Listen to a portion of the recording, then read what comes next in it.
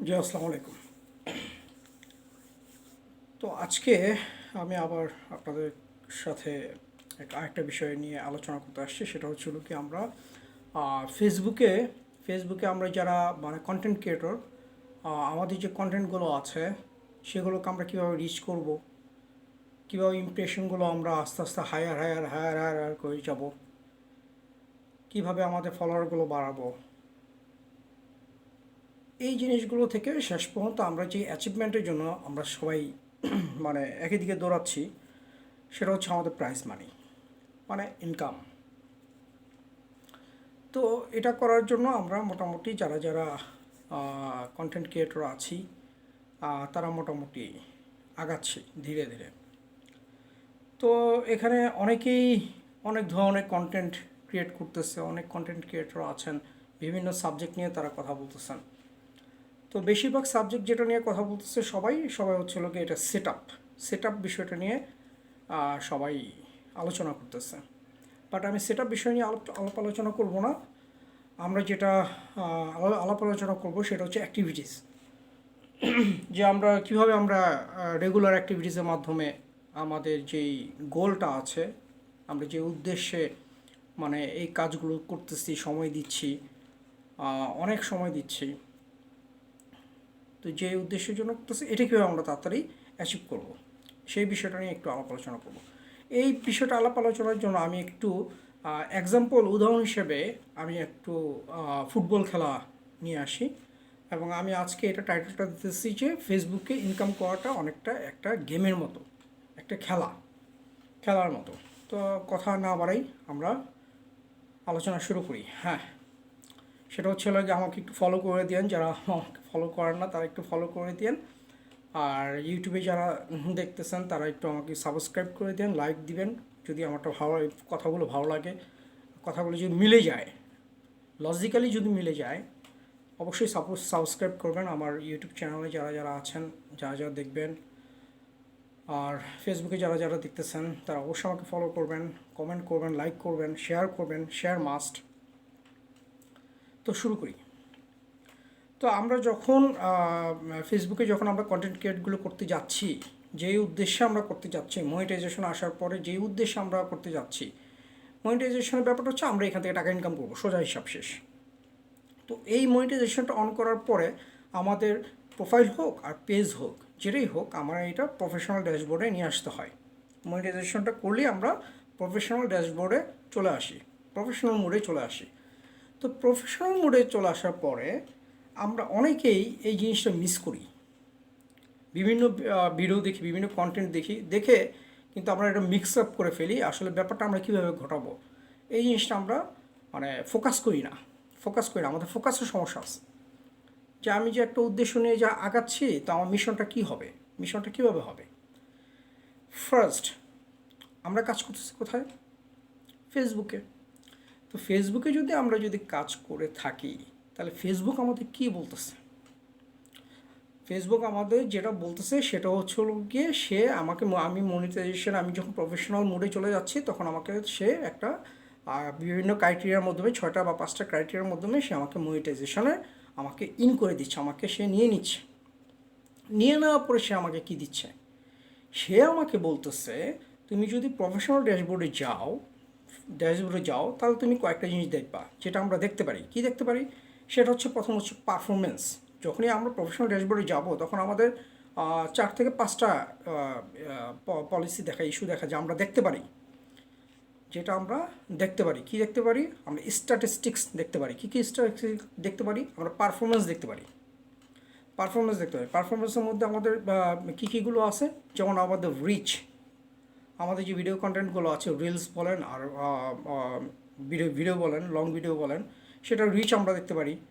তারপরে ইন্টারাকশনগুলো দেখতে পাচ্ছি, কে লাইক দিচ্ছে, সেই কতজন কমেন্ট করতেছে, কতজন শেয়ার করতেছে, সেগুলো আমরা দেখতে পারতেছি। তারপরে হচ্ছে নেট ফলোয়ার আমরা দেখতে পাচ্ছি, আসলে ফলোয়ার কয়জন বাড়লো, কী বাড়লো, এটাও আমাদের দেখাচ্ছে প্রফেশনাল ড্যাশবোর্ডে। তারপর আমরা কি দেখতেছি? 3 সেকেন্ড ভিডিও। তো 3 সেকেন্ড ভিডিওর মধ্যে 3 সেকেন্ড যারা যারা ভিডিওটা দেখতেছে তাদের একটা স্ট্যাটিস্টিক্স আমরা দেখতে পারতেছি। তারপর আমাদের দেখাচ্ছে কি 1 মিনিট ভিডিও।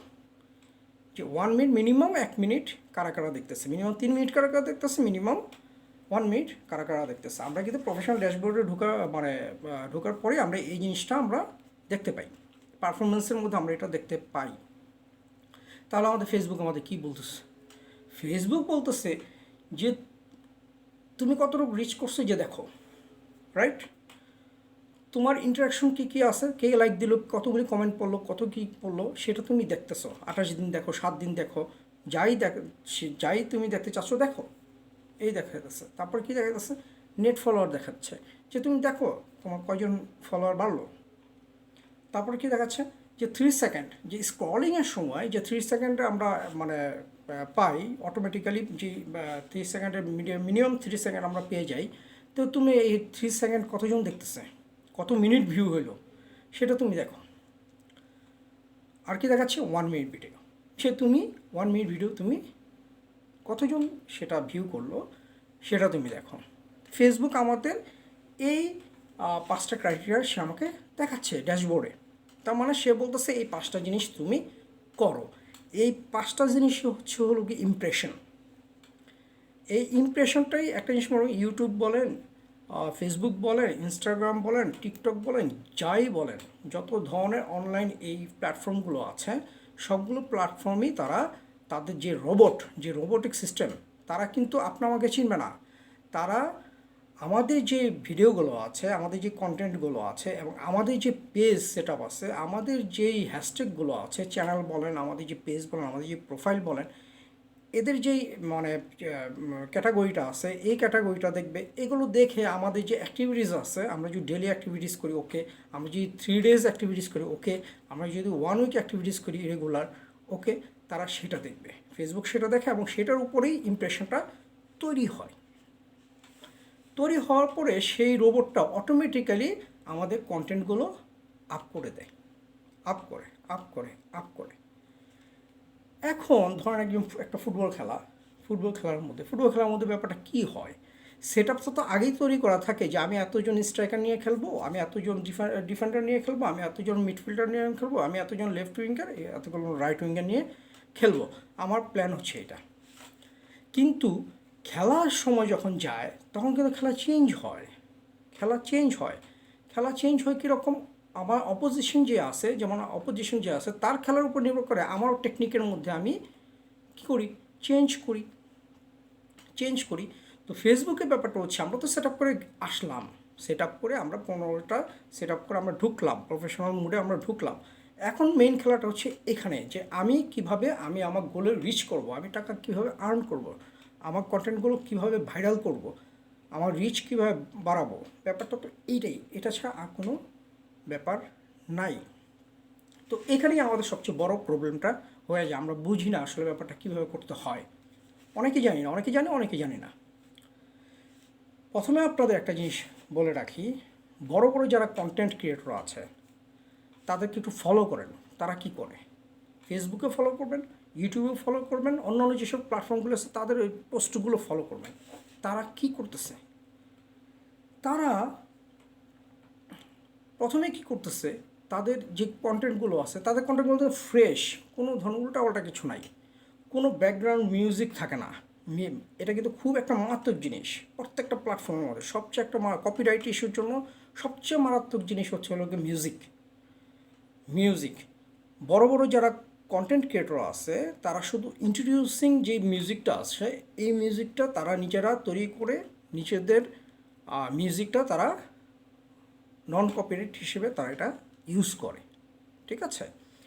সেই ক্ষেত্রে তাদের সমস্যা হয় না। কিন্তু ফুল কন্টেন্টের ফুল মোমেন্টামটা কোনো মিউজিক থাকে না, ভয়েস থাকে বা ভয়েস ছাড়া থাকে, বা মানে শুধু বা ডিরেকশন দেওয়া থাকে এইটা।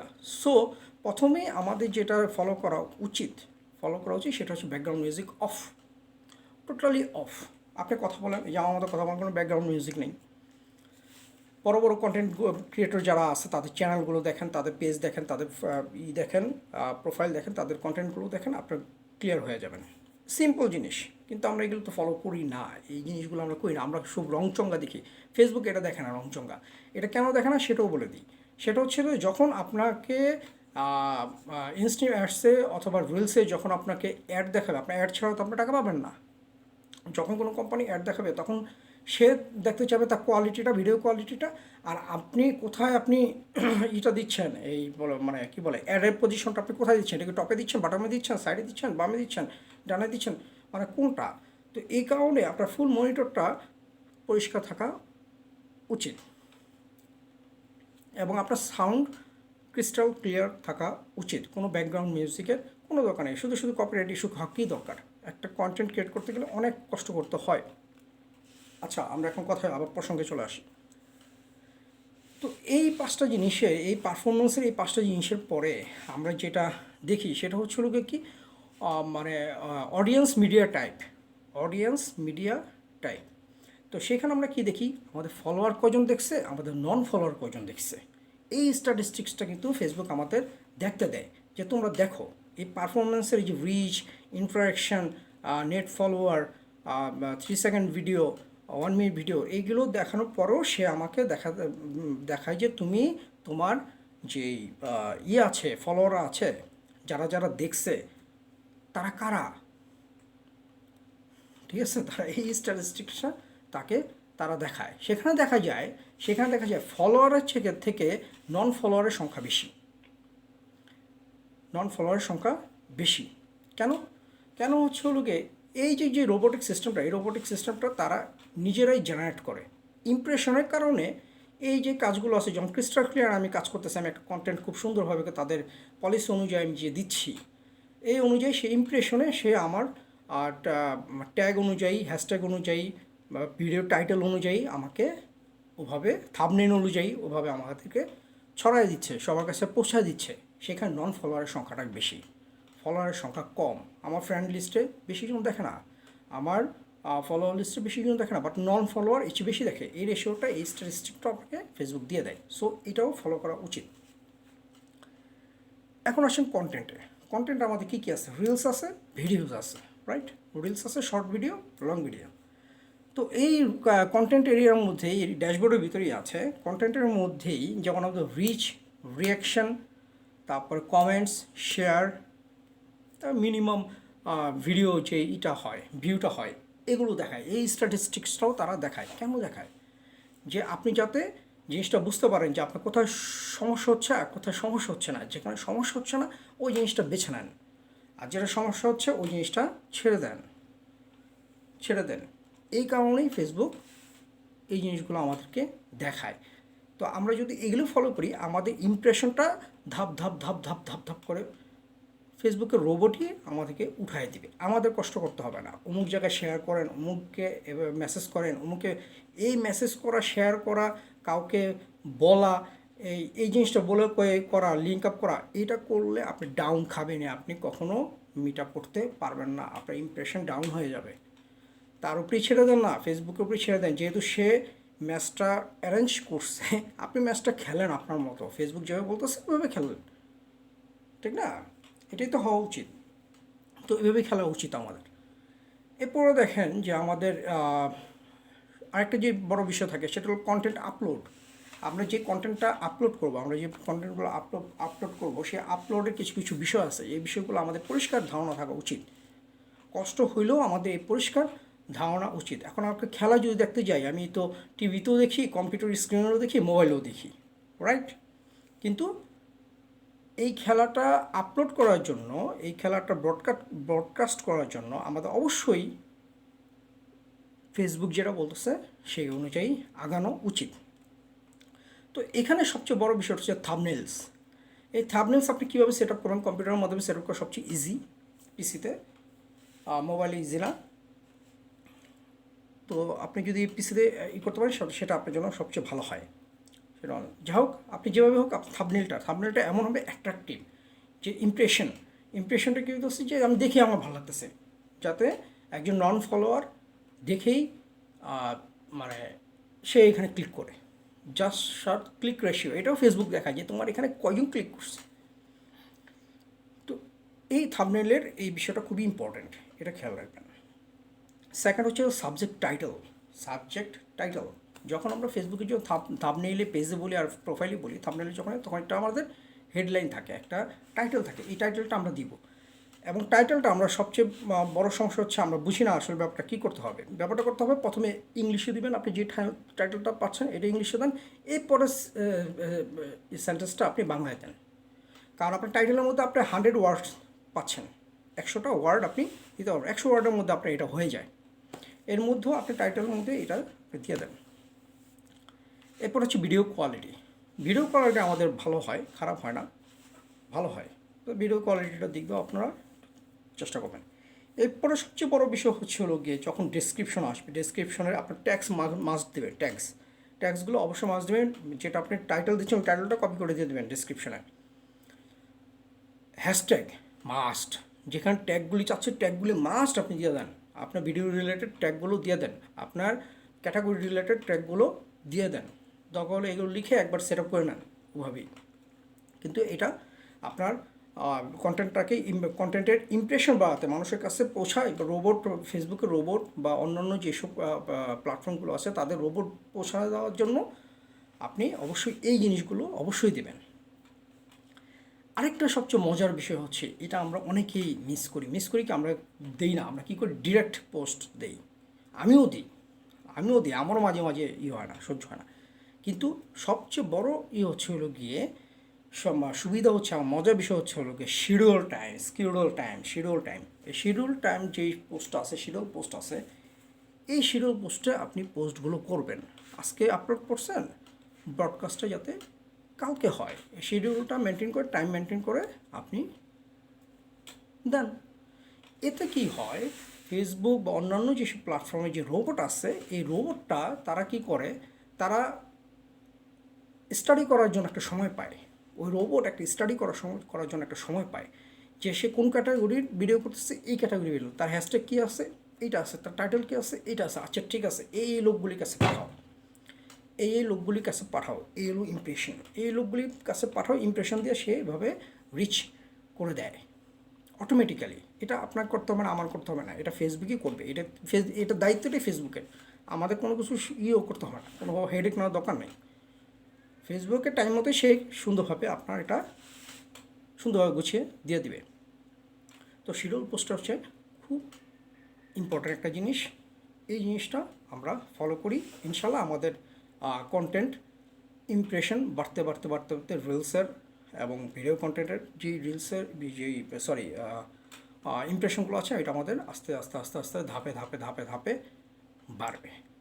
তো যেই বিষয়টা হচ্ছে হলো কি, আমাদের এই মানি ইনকামের জিনিসটার জন্য, মানি ইনকামের উদ্দেশ্যের জন্য আমাদের যেটা করতে হবে সেটা হচ্ছে যে এই যে খেলাটা আমরা খেলতেছি, ভিতরের খেলাটা ফেসবুক আমাদের যেভাবে বলছে, টুর্নামেন্টের যে অথরিটি যেভাবে বলছে, আমাদের ওভাবেই খেলতে হবে। যদি আমরা এইভাবে খেলি, আমরা অবশ্যই আমাদের যেই উদ্দেশ্যটা আছে ওই উদ্দেশ্যে যাব। আমরা একটা যেটা আমাদের তো রিওয়ার্ড যেটা দরকার, সেই রিওয়ার্ডটা আমরা পেয়ে যাব, প্রাইজ মানিও পেয়ে যাব, সব কিছু আমরা উইন একটা পজিশনে থাকবো যদি আমরা এটা ফলো করি। যদি আবারও বলি, আজকে এই পর্যন্তই থাক। আবারও বলি, যদি ভালো লেগে থাকে অবশ্যই আমাকে একটু ফলো দিয়ে সাথে রাখবেন। আর ইউটিউবে যারা আছেন তারা আমাকে একটু সাবস্ক্রাইব করে দিবেন। এই ধরনের অনেক ধরনের রিলস আসতেছে, অনেক ধরনের শর্ট ভিডিও আসতেছে, অনেক ধরনের লং ভিডিও আসতেছে। যদি মনে করেন যে না আপনার দরকার, আপনারা আমার সাথে অ্যাটাচমেন্টে থাকতে চাচ্ছেন বা আমাকে রাখতে যাচ্ছেন আপনাদের সাথে, অবশ্যই ফলো দিয়ে আমার সাথে থাকবেন, এটাই আশা করি। আর অবশ্যই শেয়ার করতে ভুলবেন না, এটা একটা ট্রিক্স। থ্যাংক ইউ, আসসালামু আলাইকুম।